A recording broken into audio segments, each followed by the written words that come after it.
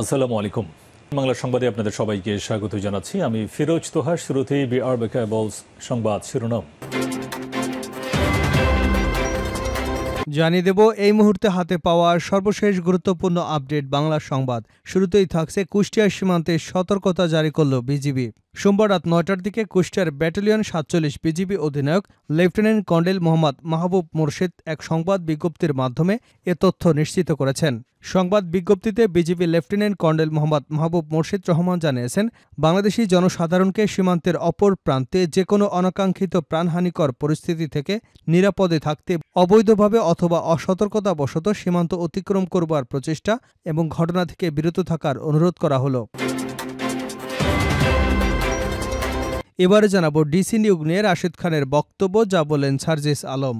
গণঅধিকার পরিষদের সাধারণ সম্পাদক মোহাম্মদ রাশেদ খানের ডিসি নিয়োগে দুজন সমন্বয়ক জড়িত বক্তব্যের জেরে একটি ফেসবুক পোস্ট দিয়েছেন বৈষম্যবিরোধী ছাত্র আন্দোলনের অন্যতম সমন্বয়ক সার্জিস আলম। প্রিয় দর্শক, সার্জিস আলমের ফেসবুক পোস্টটি আপনাদের সামনে উপস্থাপন করছি, সঙ্গে থাকুন। জানাবো মালয়েশিয়ার প্রধানমন্ত্রীর সম্ভাব্য ঢাকা সফর, জনশক্তি রপ্তানিতে আসতে পারে সুখবর। দক্ষিণ পূর্ব এশিয়ার দেশ মালয়েশিয়ার প্রধানমন্ত্রীর আনোয়ার ইব্রাহিম আগামী ৪ অক্টোবর ঝটিকা সফরে ঢাকায় আসতে পারেন। তেমনটি হলে কম বেশি প্রায় এক যুগ পর মালয়েশিয়ার কোনো প্রধানমন্ত্রী ঢাকা সফর করবেন। এই সফরে অর্থনৈতিক খাত গুরুত্ব পাবে, পাশাপাশি জনশক্তি রপ্তানি ইস্যুতে সুখবর আসতে পারে। জানিয়ে দেব গুলশান থেকে গ্রেপ্তার সাবেক সংসদ সদস্য জ্যাকব। সাবেক সংসদ সদস্য আব্দুল আল ইসলাম জ্যাকবকে গ্রেপ্তার করেছে ঢাকা মহানগর গোয়েন্দা পুলিশ। মঙ্গলবার রাজধানীর গুলশান এলাকা থেকে তাকে গ্রেপ্তার করা হয়। ডিএমপির মিডিয়া অ্যান্ড পাবলিক রিলেশনস বিভাগের উপপুলিশ কমিশনার মোহাম্মদ তালিবুর রহমান বিষয়টি নিশ্চিত করেছেন। এদিকে বাংলাদেশ সফরে আসছেন সৌদি যুবরাজ। প্রথমবারের মতো ঢাকা সফরে আসছেন সৌদি যুবরাজ মোহাম্মদ বিন সালমান। তার আসন্ন বাংলাদেশ সফর নিঃসন্দেহে দীর্ঘস্থায়ী দ্বিপাক্ষীয় অংশীদারকে আরও জোরদার করবে। গত রবিবার ঢাকায় সৌদি দূতাবাস আয়োজিত সৌদি আরবের ৯৪তম জাতীয় দিবস উদযাপন উপলক্ষে এক সংবর্ধনা অনুষ্ঠানে এসব কথা বলেন বাংলাদেশের পররাষ্ট্র উপদেষ্টা মোহাম্মদ তৌহিদ হোসেন। এ সময় তিনি বলেন, আমরা অধীর আগ্রহে যুবরাজের আসন্ন সফরের অপেক্ষায় আছি। এবং সর্বশেষ জানাবো আন্তর্জাতিক সংবাদ। লেবাননে ইসরায়েলের স্থল অভিযান শুরু। লেবাননে স্থল অভিযান শুরু করেছে ইসরায়েল। দেশটির দক্ষিণাঞ্চলের বিভিন্ন এলাকায় নির্দিষ্ট লক্ষ্যে স্থল অভিযান শুরু করা হয়েছে বলে জানিয়েছে ইসরায়েলের সেনাবাহিনী। মঙ্গলবার কাতার ভিত্তিক সংবাদ মাধ্যম আল জাজিরা এক প্রতিবেদনে এ তথ্য জানিয়েছে। এতক্ষণ শিরোনাম শুনছিলেন, এবার বিস্তারিত। প্রিয় দর্শক, আপনি যদি এই চ্যানেলে নতুন হয়ে থাকেন, ভিডিওটি দেখতে দেখতে চ্যানেলটি সাবস্ক্রাইব করে আমাদের সঙ্গে থাকুন। আর এই ভিডিও সম্পর্কে আপনি আপনার মূল্যবান মতামতটি কমেন্ট বক্সে জানিয়ে দিন। আর হ্যাঁ প্রিয় দর্শক, জানিয়ে দিন ভিডিওটি কোথা থেকে দেখছেন। কুষ্টিয়ার সীমান্তে সতর্কতা জারি করল বিজিবি। সোমবার রাত ৯টার দিকে কুষ্টিয়ার ব্যাটালিয়ন ৪৭ বিজিবির অধিনায়ক লেফটেন্যান্ট কর্নেল মোহাম্মদ মাহবুব মোর্শেদ রহমান এক সংবাদ বিজ্ঞপ্তির মাধ্যমে এ তথ্য নিশ্চিত করেছেন। সংবাদ বিজ্ঞপ্তিতে বিজিবির লেফটেন্যান্ট কর্নেল মোহাম্মদ মাহবুব মোর্শেদ রহমান জানিয়েছেন, বাংলাদেশি জনসাধারণকে সীমান্তের অপর প্রান্তে যে কোনো অনাকাঙ্ক্ষিত প্রাণহানিকর পরিস্থিতি থেকে নিরাপদ থাকতে অবৈধভাবে অথবা অসতর্কতাবশত সীমান্ত অতিক্রম করার প্রচেষ্টা, ঘটনা থেকে বিরত থাকার জন্য অনুরোধ করা হল। প্রসঙ্গত, কুষ্টিয়া জেলা সীমান্তবর্তী উপজেলা দৌলতপুর উপজেলার আয়তন ৪৬১ বর্গ কিলোমিটার। এর মধ্যে ৪৬.৬৯ কিলোমিটার সীমান্ত এলাকা রয়েছে।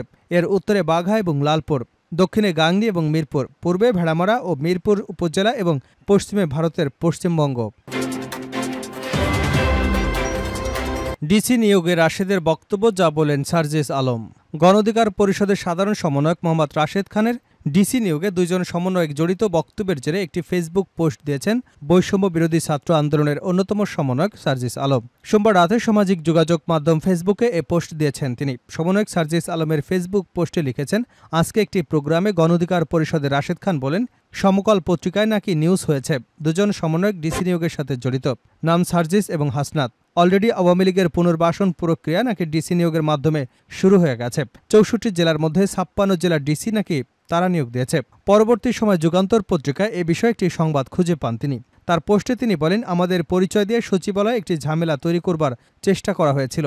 পরবর্তীতে এ বিষয়ে আমাদের মতামত না নিয়ে আমাদের নাম উল্লেখ করে এক হলুদ সাংবাদিক সংবাদ প্রকাশ করেছেন। সম্পূর্ণ মিথ্যা সংবাদ কার স্বার্থে করেছে এই সাংবাদিক ভালো করে জানেন বলে মন্তব্য করেন এই সমন্বয়ক। সমন্বয়কের নাম ব্যবহার করে মিথ্যা সংবাদ প্রকাশ করার পরদিন ওই পত্রিকা দুঃখ প্রকাশ করে সংবাদ প্রকাশ করে, কিন্তু যদিও সেটা মানুষের চোখে পড়েনি, কারণ ওই মানুষগুলো প্রকৃতপক্ষে পক্ষপাতদুষ্ট বলে উল্লেখ করেন সার্জিস আলম। রাশিদ খান দেশের একটি রাজনৈতিক দলের গুরুত্বপূর্ণ সদস্য উল্লেখ করে তার ফেসবুক পোস্টে সার্জিস আলম প্রশ্ন করেন, দায়িত্বশীল অবস্থান থেকে একটি ফোরামে তথ্য যাচাই না করে প্রচার করা কতটুকু শোভা পায়।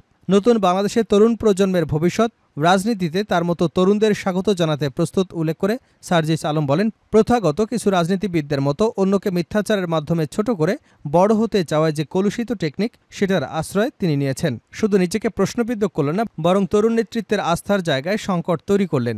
জনপ্রশাসন বিভাগে রয়েছেন প্রধান উপদেষ্টা ডক্টর মোহাম্মদ ইউনূস, তার সঙ্গে মাহফুজ আলম রয়েছেন বলে উল্লেখ করেন তিনি।